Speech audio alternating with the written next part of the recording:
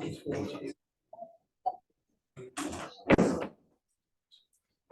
evening. I'd like to call to order the advertised and stated monthly meeting, August 8th, 2023 of the Lower Moreland Township Board of Commissioners. Please rise for the Pledge of Allegiance.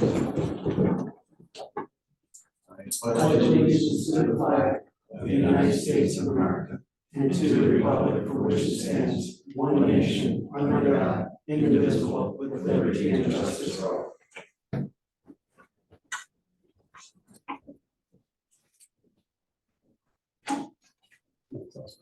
Start off with internal affairs. Under item A, review and consider minutes of July 11th, 2023. Do any of the Board of Commissioners have any comments or corrections? Okay, hearing none, I'd like to make a motion to approve the minutes of July 11th, 2023. Second. It has been motioned and second to approve the minutes of July 11th, 2023. All those favor, please signify by saying aye. Aye. Aye. The ayes have it. Thank you.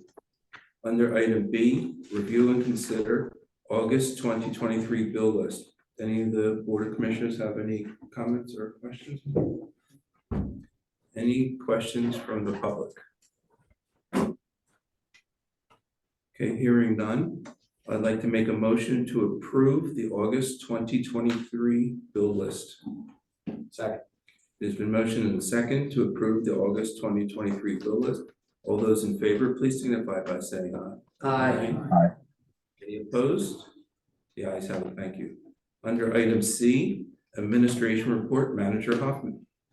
Sure. So just a couple of specific items I wanted to update the board on this evening. So the first is on the BRC landfill and their draft work plan to be able to modify those operations.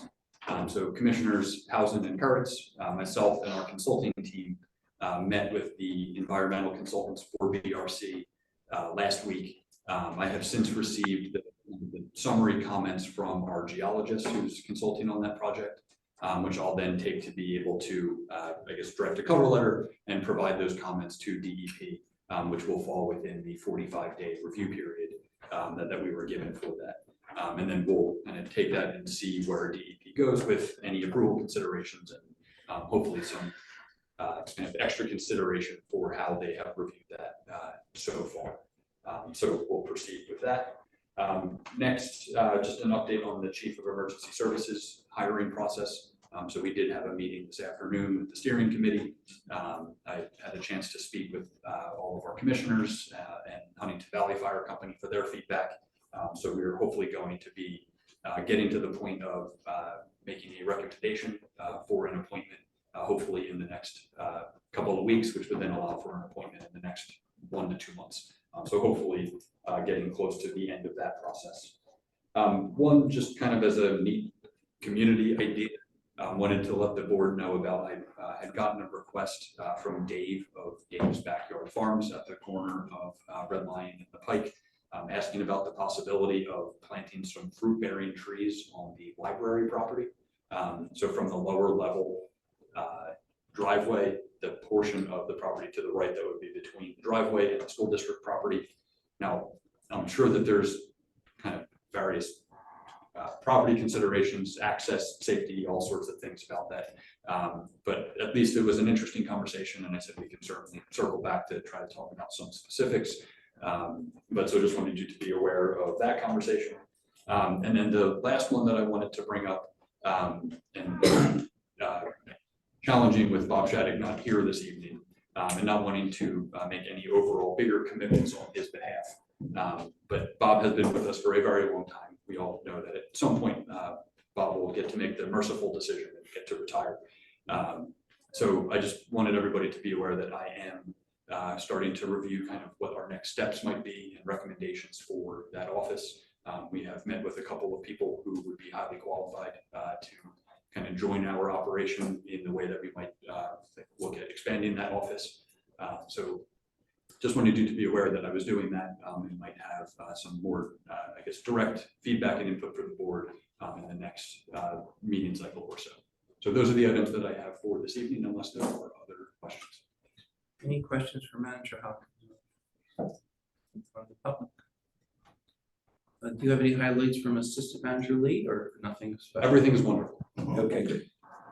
She's on vacation. Thank you. Under item D, tax collectors report. I don't know if our elected tax collector is on the call tonight. But does any of the board have any questions about the tax collectors report? Any questions from the public if they should have any questions about the tax collectors report?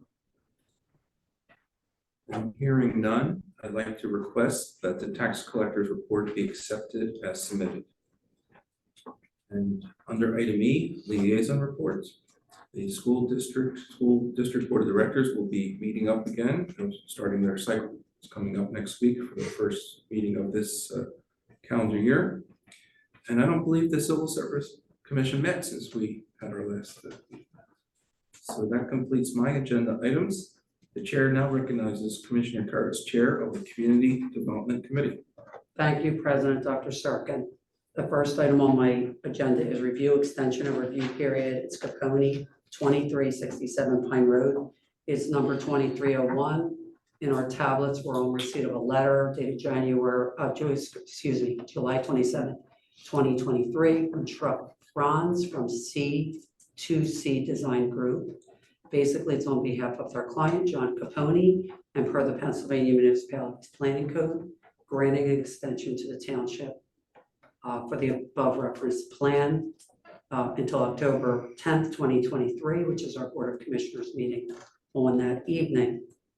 There is no action needed at this time regarding that matter. So I will accept this letter as submitted, but ask if the board has any questions. Does the public have any questions regarding this matter? This is Capponi, Stevens Road, and Pine Road. It's at Stevens and Pine. It's on the corner, and then if you're traveling on Pine, going up towards Red Lion, past Stevens, there's a beautiful home with a pool right on the right-hand side. Right past that, there's a lot, and that's the property we're talking about. So it's an empty lot. So they previously had an extension, and now they're asking for another one. So that's where we're at to give everyone an update. If there's no questions from the public, Leah, anyone on Zoom? Nope. Okay. One or two dwellings. So their proposal is to subdivide, to create two lots out of one, and then to Yeah. build two. Two, right? Yeah. 2-lot subdivision. Okay, so moving on, I'll move to the building officials report. We had 57 total permits for July, and it was in the amount of $12,052.50. 7 commercial renovations, 50 residential renovations. We had 481 permits so far this year to date. I'm going to mention the totals, which I really don't do, but for it's a total of $75,264. And we had 87 building permits so far. So if you look at the totals and the amount, and from one year to the next, you can see there's a significant difference and drop in what's happening from last year to this year. The last year we had 515 permits last year to date, and the amount was $299,686, and we had 105 building permits. So that's what I'm trying to point out. There's a significant difference, the drop a little bit, a lot. So we have 57, but the township's still busy. We have 57 certificates of occupancy that were issued. Inspections by type, we had 58 inspections by type, which is building, electrical, mechanical, plumbing, stormwater management, and zoning. We had 47 residential and 11 commercial. Under the complaint violation and the notices, Bob goes out and feels a notice is required, and he usually gives them so many days to comply and states the action that he is going to take or what is going to happen. There was 26 of those, and I always highlight and mention that there's a lot of phone calls and a lot of follow-ups, so it's much more than what's sitting on our paper and in our tablets. Under use and occupancy certificates issued for the month of July, we had 3 business use and occupancies and 5 construction use and occupancies. My liaison report, my positions are the Planning Commission, the Community Events, and Lower Moreland School District DEI. The Planning Commission did not meet in July. We do not have an August planning commission meeting. So we'll see, maybe September, maybe October, under community events. All of our township events have been scheduled for fall for the last few months. Working together with Leah, our assistant, and EJ. So we have fall movie night under the stars that is so graciously run by the Huntington Valley Library. It's going to be held on Saturday, September 23rd at 7 p.m. at the library. Commissioner CANALE will elaborate on that because he's liaison to the library. We have our fall open house, which is Saturday, October 14th from 11 a.m. to 2 p.m. And that's in coordination with the Huntington Valley Fire Prevention Day. And we have our trunk or treat, and that's been scheduled Saturday, October 21st. And the rain date is Saturday, October 22nd. So we're in good shape for all our fall events. Also, just to mention that I know Director Werner and I have been working on trying to coordinate some trees for the fall and trying to figure out where the need is and how many we might need. So that's just one more thing. Under the Lower Moreland School District DEI, the last meeting was held on May 21st. It was at Murray Avenue in person. And I was advised the district hired Carla Pasidi. So her position is going to be supervisor of curriculum and community engagement. And her position started, I mentioned this, I think, the June meeting, July 3rd. She was going to help inform the next steps for this council, the school board, and for district initiatives. So far, no meetings have been planned with this regard. And I'll look forward to meeting Ms. Pasidi and hearing what the next steps will be regarding this DEI committee, or if it will in fact proceed. Are there any questions from our board? Any questions from the public? Any questions from anyone on Zoom? Okay, thank you. That concludes my agenda items for this evening. Thank you, Commissioner Kurtz. The chair now recognizes Commissioner Hausen, Chair of the Public Property Committee. There is nothing really to report for the Public Property Committee. The Lower Moreland Township Authority meetings quarterly, and we met last month. And the Building Code Court of Appeals has only met once in its entire history. So that's my report. Thank you, Commissioner Hausen. The chair now recognizes Commissioner Pace, Chair of the Public Works Committee. Thanks, Doc. Item J, review and consider historic architectural review board appointment. June 30th, I advised the board that historic district resident Fausto Ray had submitted a letter of interest to join the historical architectural review board. Having received no other feedback from the board, staff has recommended the board consider Mr. Ray join the heart. Will meet the requirement of a historic district resident being of the heart. Any questions from the board? From the public?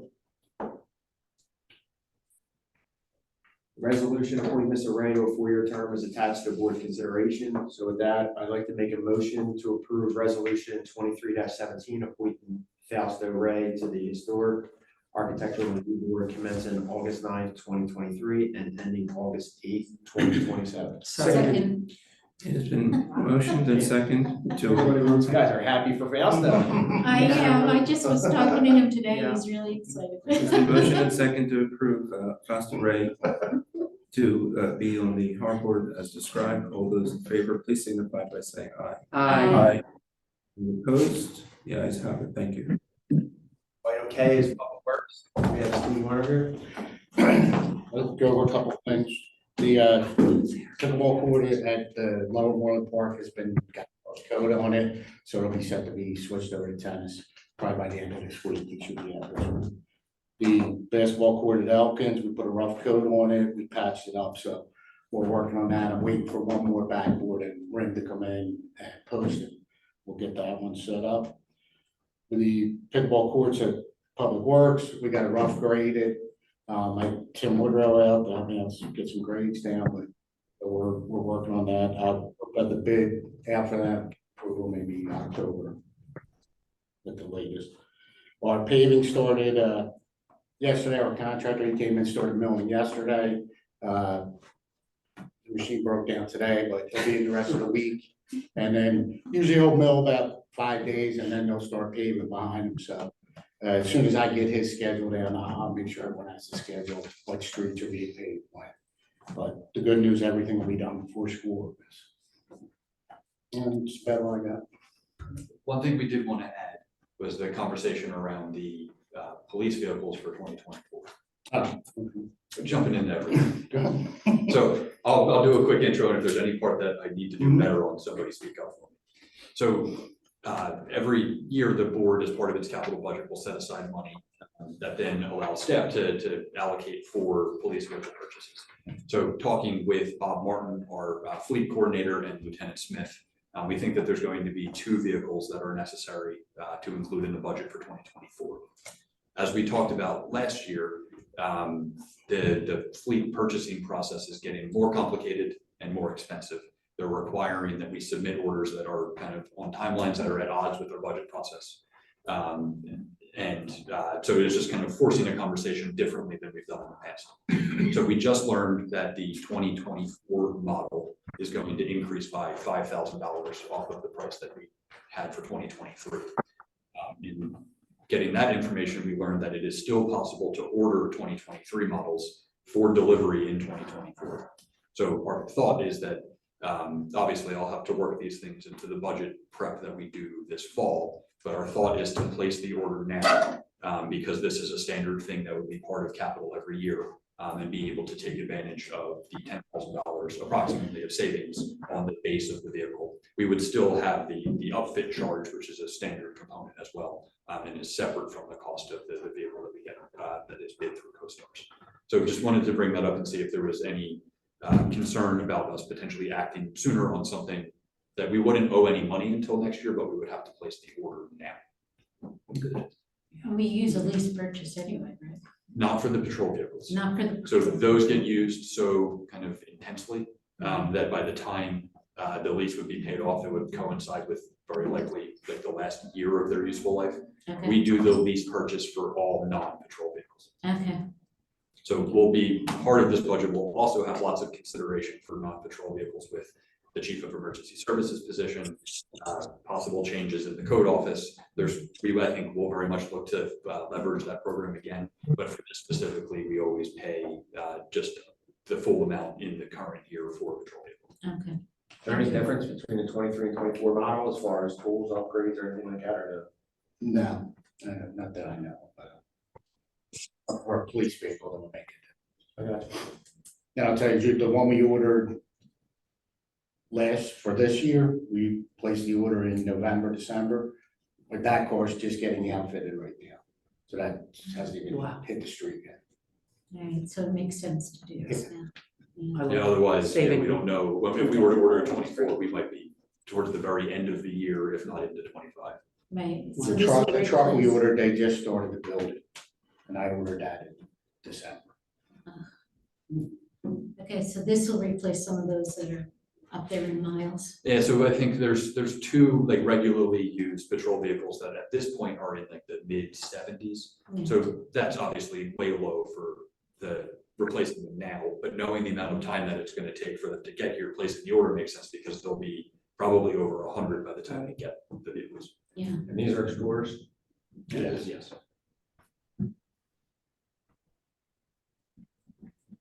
If you're giving them away, I'll take Thank you. Thanks, Steve. them. So, There's nothing to report from my liaison position other than what we already discussed for Houston, right? Thank you, Commissioner Pace. The chair and I recognize Commissioner CANALE, Chair of the Public Safety Committee. Thank you, Dr. SIRKEN. First up on my agenda is the police chief's report. Chief Rob.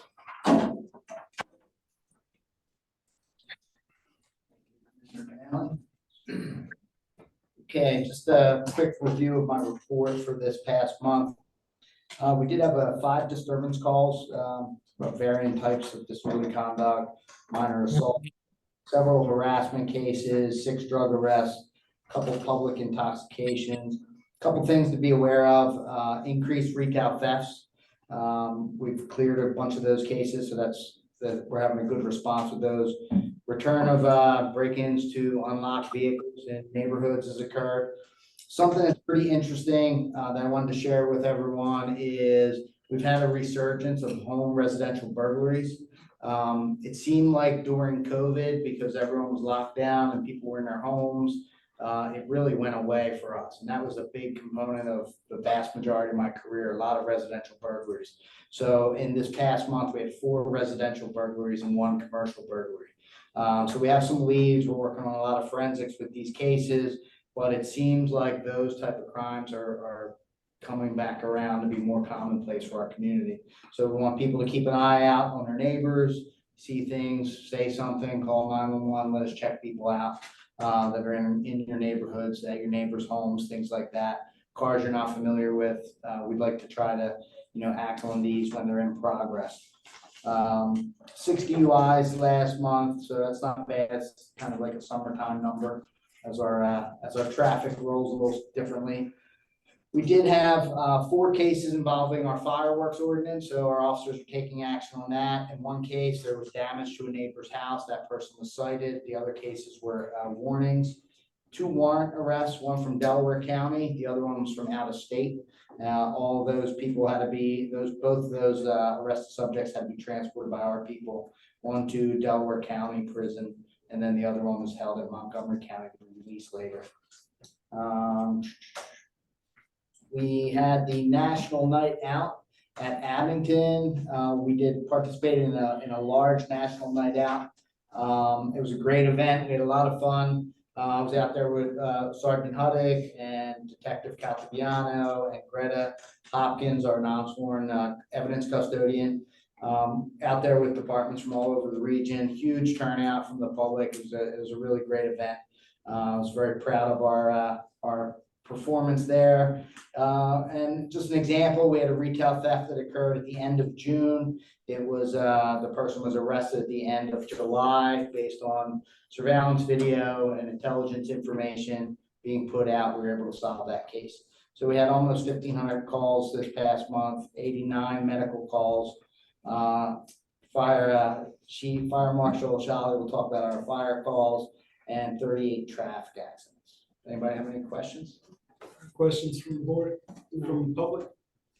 Thank you, Chief. Real quick, Seth, with talking about vehicles during other reports. Yes.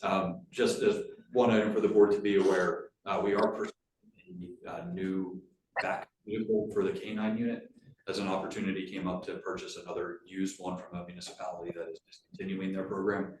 So we had previously purchased a Crown Vic that had everything kind of outfitted just as the backup. And what, a tree branch fell on that in one of the storms? Yes, during that last tumultuous storm that came through, a tree branch fell on our Crown Vic. And when we looked at the damage, the cost to purchase this used vehicle probably makes a lot more sense for us moving forward. And it's primarily covered by our insurance. So then the vehicle that's available is one that is covered by our same insurer. So that transfer could happen very easily. So it's not guaranteed that it's going to happen, but we're trying to take the steps to do it in case that it's helpful. Just in the event that the primary K9 vehicle goes down, having a viable backup is super helpful, and being able to upgrade off of that Crown Vic would be a good thing for them. But just so in case we are successful with that and you see a different vehicle appear, the funding for that was covered through this insurance claim. Thank you, Chief.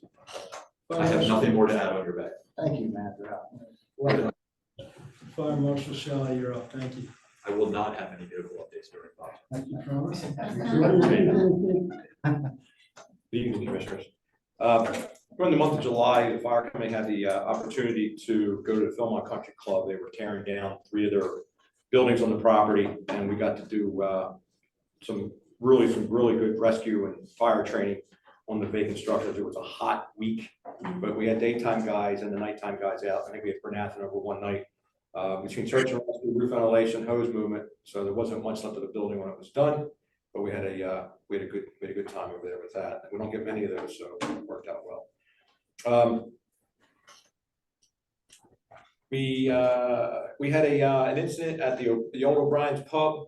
We found that the building was totally gutted on the inside, and it was actually we had some major property maintenance issues. So Bob Shaddix, our building code official, Steve Pilch, and myself, we met with a new owner, and again today for a assist police, a car hit the building, just brushed the building, and we still have some issues. So we'll be sending a letter out and contacting him to get that cleaned up. part of the hazmat team, I responded to the train derailment in White Marsh back on July 17th. And the county brought down the drone program. The drone truck came down, and I'm trying to get the program down here just to see, let you guys take a look at it in our local, our nursing homes and in the school district. It's just between summer vacations and getting back and forth. So hopefully in the spring or early October, I'll have that program here during the day to take a look at it. And I'm working with Steve on getting some automatic external defibrillators, the AEDs for the township buildings. Fire company has put in a bid. They're looking at a bid for, I think, for 3. So we're just working to piggyback on that to make the prices a little lower. We want to be compatible with what Bryn Athyn has and what you guys use, so we're all on the same page. So we're just working on the final prices for that. Hopefully in September or again, early fall, we'll have that together. Thank you very much. Any questions from the board, from the public? Nope. Thank you very much, Fire Marshal Shelley. For my liaison reports, first I'm going to start with HVAA. The summer session is wrapping up and everybody's going on vacation to the beach or wherever, so enjoy that. And fall sports will be starting soon. For my library report, the summer learning ended on August 6th. They had 350 people actually participating. They earned almost 6,000 badges and read 567,374 minutes, far surpassing their goal of 500,000 minutes. Library would like to thank all their sponsors.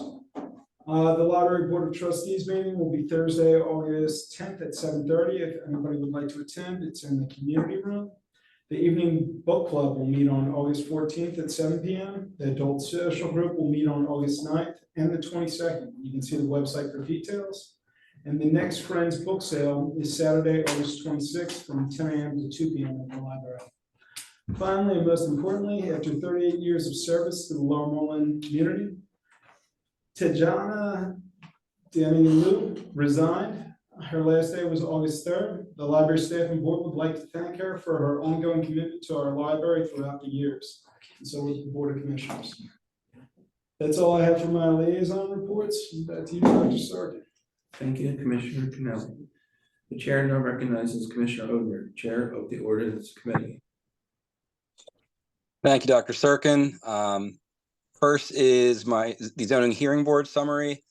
There's one application for the zoning hearing board's August meeting. It is application number 23-11, the application of M&M Building Company for a vacant parcel on Rutherford Road to seek a variance to allow a reduction of the required 50-foot front yard setback to 40 feet to allow construction of a single-family detached dwelling. They are seeking this variance because the building envelope contains freshwater wetlands. There are 3 decisions for the July hearing. Application number 23-08, the application of Henry and Ilana Taylor from A&N House of Produce, who sought a variance to permit utilizing their parking lot area for the sale of fresh flowers and other seasonal products. This variance was granted. Application number 23-09, the application of Joy Catalan of 907 Cardinal Lane. He sought a variance to exceed the maximum lot coverage to allow construction of an in-ground swimming pool. That variance was granted. And application number 23-10, the application of Solomon Mermelstein for the property at 2600 Huntington Pike to permit 2 residential uses on the ground floor or a mixed-use building, the former Jerry's Girls Clothing Store. The variance was granted. My liaison position is the Pennypack Ecological Restoration Trust. And there's actually some pretty exciting news out of there. I think it was just announced today that they have acquired 38 acres off of Turwood Road between Inverness and Washington Lane.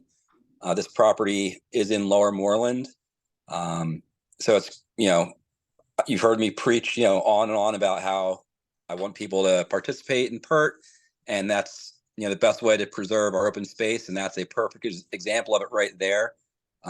It's 38 acres that have part of the Pennypack going through it, and it's an incredible property which will now be in the hands of PERT for the foreseeable future.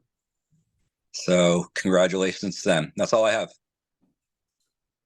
Thank you, Commissioner Odner. I see that we do have our elected tax collector on the Zoom call, and even though we accepted her report as submitted, I welcome her to give any comments if she would like. Thank you very much, Dr. Sirkin. I apologize for being late.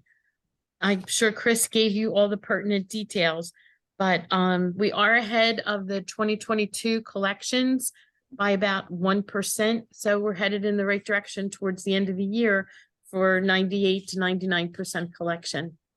Any questions from anyone? Great, thank you so much for that update. Thank you. We have completed our advertised agenda items. Now I'm going to open up for any public participation on non-agenda items. Just please, whoever wants to speak, please state your name and address for the record. Thank you. If I could? Yeah. Thank you. I've been contacted by Nancy Genst, favorite state representative, and the only one. And she has been talking to me about a ordinance called responsible contractor requirements. It's only for projects over $250,000, and it's meant to make sure that the contractors that are working on these big projects are actually qualified to work on these big projects. Right now, we leave it all up to the owners of the property who are hiring these folks. And, you know, sometimes they'll just go to the lowest bidder. So I've been advised to consider this ordinance, which I will put a copy in hard copy to Solicitor Rice tonight. And I'll send both he and Manager Hoffman a copy of the Hatborough's ordinance. Most of the areas around us have already enacted this. Hatborough's is over 8 years old. It just seems like a good idea for us, especially considering we have some very large projects going on right now. So I'm just alerting everyone. It's called it's part of the administration and government to add responsible contractor requirements. Okay. Thank you. Any public comments? Anything on Zoom? And hearing none, I'd like to make a motion to adjourn the Board of Commissioners meeting. Second. There's a motion, and a second to adjourn. All those in favor, please signify by saying aye. Aye. Aye. Meeting adjourned. Thank you all. 18 minutes, Chris? See you, Chris. See you guys. Bye, Chris.